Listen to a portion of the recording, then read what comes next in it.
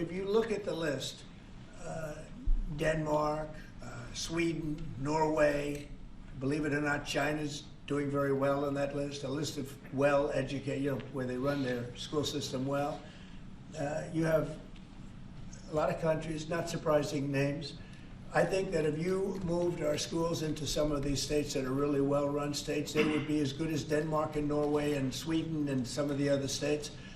And then you'd have the laggards, and you know who they are, I don't have to go to it, but you'd have the laggards, the same laggards that are laggards with everything else, including crime. But even them, you'll break it into systems. As an example, if you went to New York, you go to Westchester County, you go to Dutchess County, you go to Suffolk and Long Island and Nassau and Long Island, you have maybe 6 or 7 locations, and you have New York City, which would include the 5 boroughs. And I think even that would run much better than it does right now.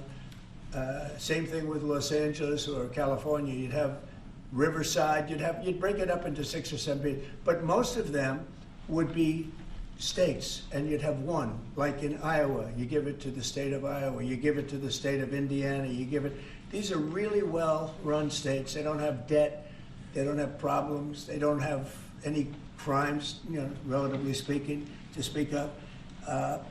And you would have education that would be the equivalent of Norway and Denmark and various other places that are at the top of the list. So we're at the bottom of the list, and we're the most expensive. We're at the top of the list when it comes to cost per pupil. We spend more money per pupil than any other nation in the world, and yet we're rated number 40